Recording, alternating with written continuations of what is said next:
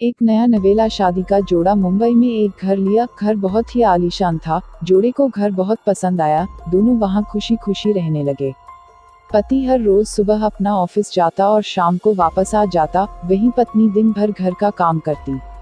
कुछ दिनों तक दोनों घर में खुशी खुशी रहने लगे, लेकिन अब घर में अजीब अजीब चीजें होना शुरू हो गई थी।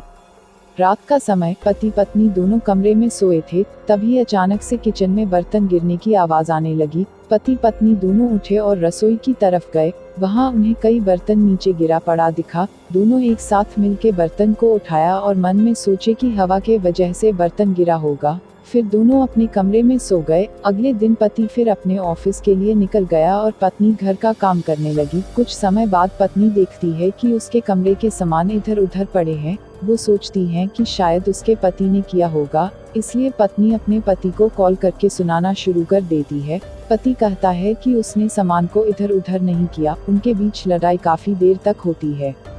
फिर पत्नी कॉल काट के बर्तन धोने जाती है और जैसे ही रसोई में नल चालू करती है, नल से पानी की जगह खून आना शुरू हो जाती है। पत्नी बहुत डर जाती है और तुरंत कॉल करके अपने पति को बताती है, पर उसका पति टंकी गंदा होने की बात कह के कॉल काट देता है।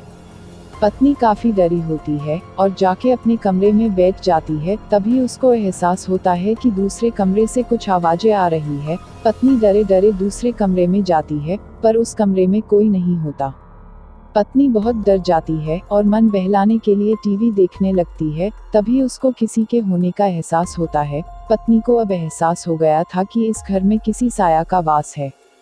कुछ देर बाद उसका पति घर आ जाता है। फिर रात को खाना खा के दोनों सोने चले जाते हैं।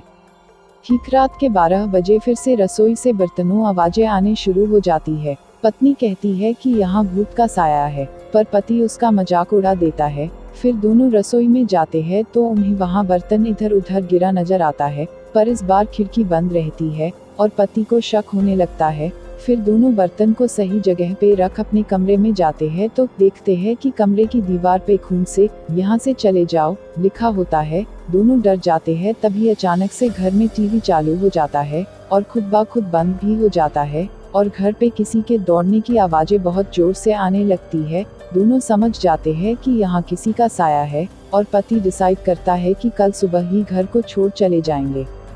फिर अगले दिन ही दोनों अपना सामान लेके घर छोड़ देते हैं और कुछ दिनों बाद पूजा पाठ करवाते हैं ताकि वो साया इनका पीछा ना करने लगे।